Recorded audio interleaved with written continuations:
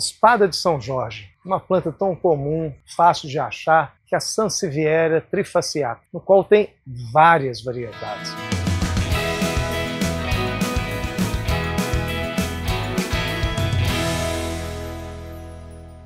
Variedades anã, com pontas amarelas, toda verde, pontas acinzentadas, de folhas mais largas e mais baixas, anãs de folhas pequenas, toda verde, verde e amarela nas pontas também. Então são plantas assim, que você tem inúmeras opções. E planta com uma característica muito interessante, que é uma planta muito rústica. É difícil dar problema, fácil de propagar, mas tem algumas dicas para a gente fazer o plantio, principalmente dela. Tipo de solo, como é que nós vamos preparar aquele solo para evitar problemas futuros ali. Meu nome é Haroldo Sampaio, estamos aqui na Isabela Plantas, uma floricultura aqui em Belo Horizonte, no bairro São Luís, próximo da Pampulha, no qual nós estamos vendo essa quantidade imensa de plantas aqui e no qual resolvi, por pergunta de um dos nossos seguidores do canal lá do YouTube, perguntou para falar um pouco da Espada de São Jorge. Lembrando que tem muitas pessoas também que têm a Espada de São Jorge como até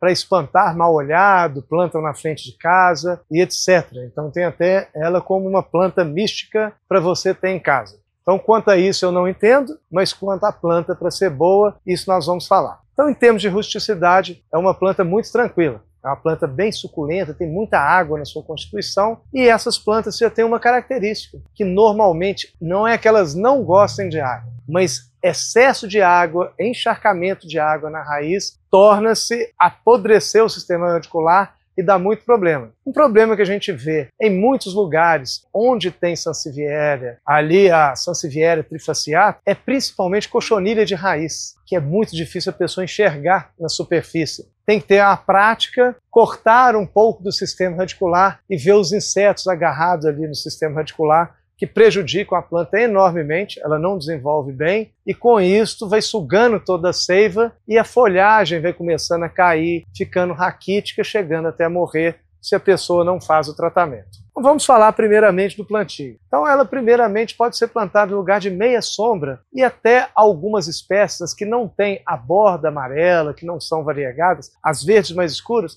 até em local sombreado. Lembrando que para jardinagem, local sombreado não é totalmente escuro. Não é um local que não tem luz nenhuma. Local sombreado é que não tem luz direta, mas é um local claro durante todo o dia. Isso que é considerado local de sombra para a planta. Então esse local pode ser plantado e você vê até Espada de São Jorge em pleno sol. É uma planta que tem um leque total de locais que você pode plantar. Desde sombra para a planta, não é para a gente não, meia sombra, que é pegar meio dia de sol ali, e plantas de sol pleno. Então a gente pode optar ou ter ela em todas essas opções. Claro que ela vai ter um período para adaptar, mas uma vantagem dela em relação aos cactos, que mesmo que queime algumas folhas, vai aparecendo folhas novas ali, queime em relação a ela estava sendo cultivada na floricultura, debaixo de sombrite, e você levou ela diretamente sem aclimatar ela para pleno sol de uma hora para outra, aí as folhas dela vão aparecer manchas de queimadura ali. Essas manchas,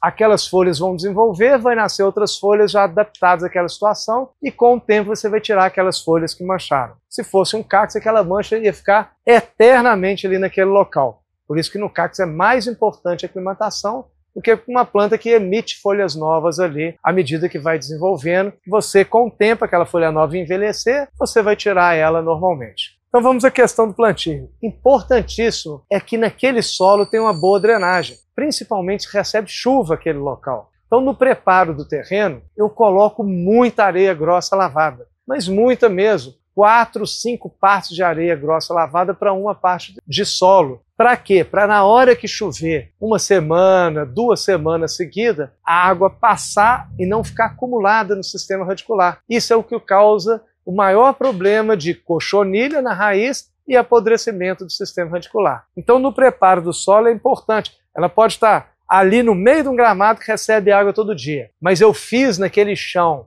como se fosse uma caixa, pondo muita areia e pouquíssima quantidade de terra, já vai ajudar que todo dia aquele gramado irrigado, naquele local ali, as espadas de São Jorge estão ali recebendo a mesma irrigação diária, não tem encharcamento nela, que se ela estivesse no mesmo solo, que a grama está, que normalmente pode ser argiloso, isso seria bastante prejudicial para elas, causando problema. Então, primeira coisa, preparar o solo adequadamente, de forma que você jogue a água passa. Lembrando, se você fez uma caixa só de 20 centímetros e ali começa a acumular água, e quando chove muito tempo, o lençol sobe e chega na superfície, não adianta nada a sua caixa de areia. Sua caixa de areia, se isso acontecer, vai ter que ter uma saída para escoar esse excesso de água, para não subir o nível e ficar na superfície água por um período maior. Isso é o que mais prejudica a Sansevieria trifasciata, que é a espada de São Jorge. Então, tendo esse cuidado, o segundo cuidado é com a adubação. Então, a adubação, por estar num local mais permeável, eu tenho que fazer ela mais espaçada, ou então utilizar adubos de liberação lenta, como Basacolt,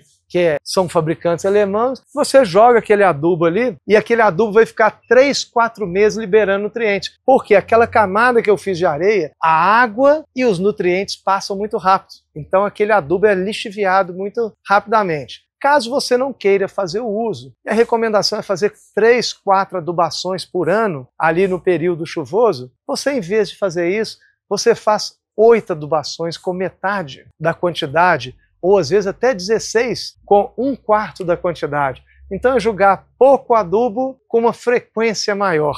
Então com isso a planta vai ter sempre nutrientes passando na raiz. É mais chato, claro, vai te dar mais mão de obra, mas para a planta ela vai agradecer muito mais, porque o solo, a água lava muito aqueles adubos e não fica disponível para aquela planta naquele período. Fica disponível por um período muito curto, não fica por um período longo de 1 mês, 2 meses, principalmente nitrogênio e outros adubos são muito móveis no solo. Então, lembrou disso? Apropriado, um local bem drenado. Eu posso trabalhar ela com substrato? Pode. Seria um substrato mais poroso, substrato, por exemplo, igual aquele cactus suculentas da terral, que é bem poroso. A Sansevieria toleraria muito bem esse substrato ali. Então a água passa rápido, então você tem que fazer uma caixa, se ela estiver ali, ou um vaso com aquele substrato também seria adequado. Então essa é uma das formas da gente evitar problemas futuros naquele canteiro que eu estou implantando com ela. Propagar muda dela. Divisão de torceira, propaga facilmente.